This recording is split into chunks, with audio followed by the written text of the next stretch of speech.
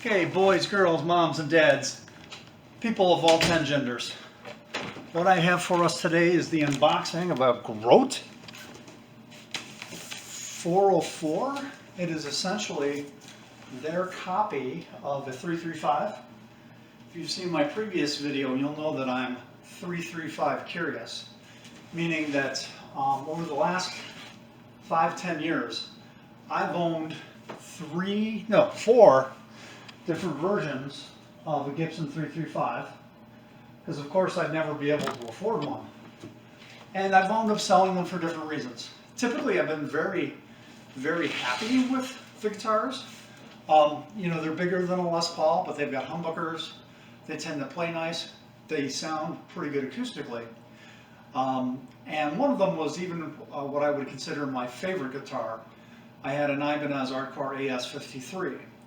But then, you know, after my divorce, I was not in a great financial position and I had to sell a lot of my stuff. The local music go-round had an incredible deal on a used, genuine Gibson Les Paul. So I traded in the Artcore and a couple other things I had to get enough money to purchase the used Gibson Les Paul and the incredible case that it came with. So I've been hankering for another 335. And I put this Grote guitar, the 404, in my shopping cart at Amazon, knowing I would never really buy it. Then the pandemic comes up. I have to book some travel to go somewhere. A good friend and family member recommends a reusable, medical grade mask and says you should buy this now to make sure it shows up before your trip. So I just, not even looking at what's already in my shopping cart, to buy this, medical grade reusable mask for my flight in December, because, you know, these masks are back ordered and stuff. Lo and behold, I forgot this was in my shopping cart too. So, hey, here we go.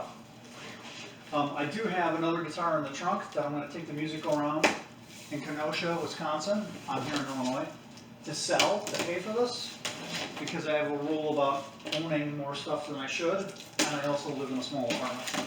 So almost all of my guitar purchases are funded by selling something else I already own. So I'm not really spending money out of pocket. They're a sunk cost.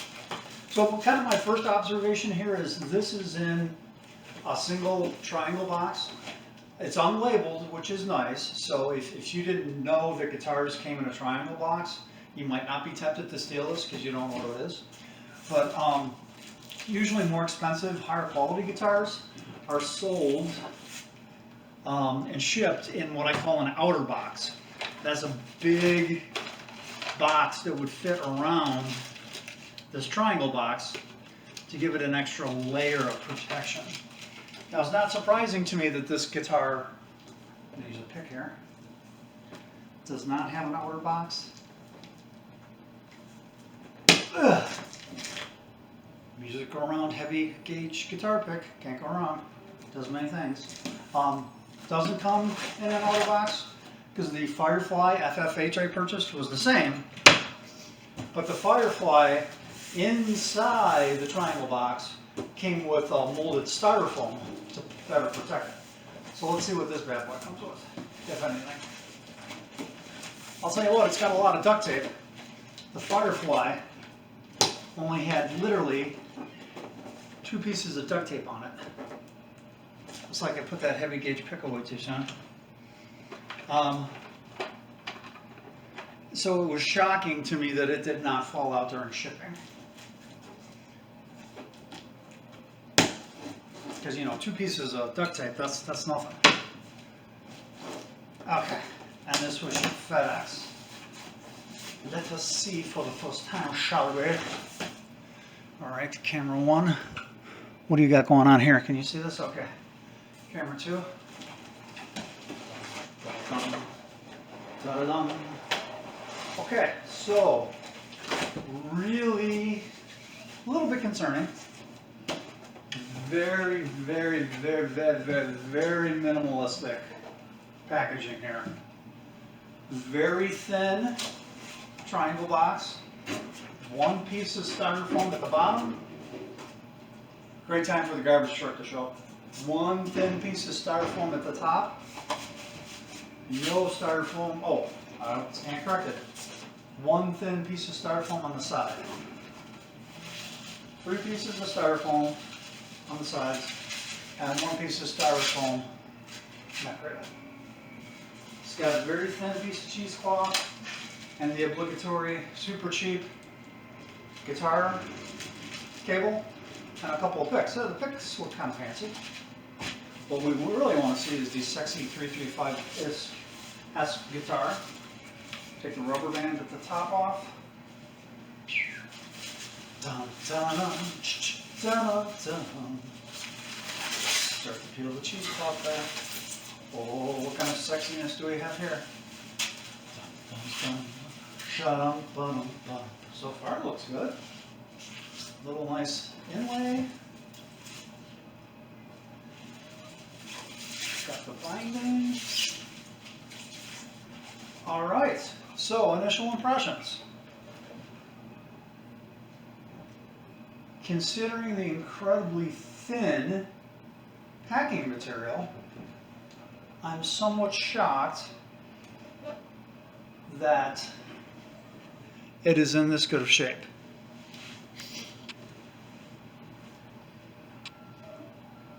Nice headstock, very generic tuning machines, which does not surprise me at all.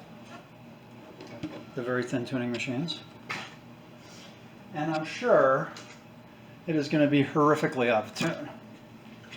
Because, you know, why wouldn't it be? Yeah, so it's going to need to be tuned.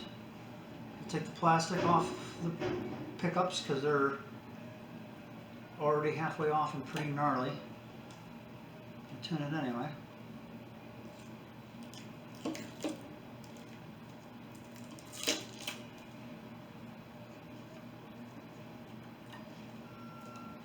This also gives me a chance to get a good look at this thing and see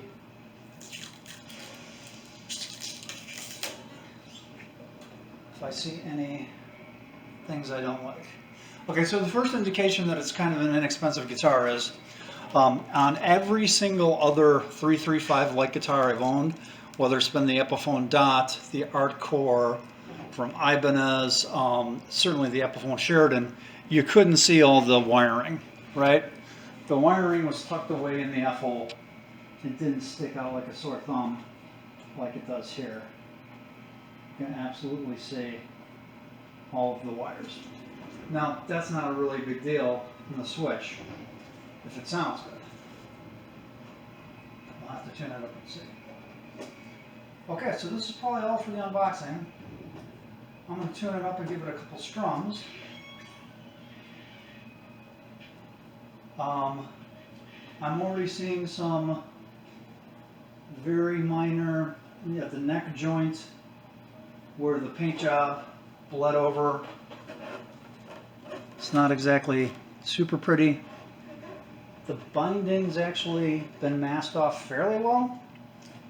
My $600 Epiphone, you know, is about as good. Neck feels good. Okay, it's unboxed. I officially declare this guitar unboxed. Let's take some sexy pictures of it.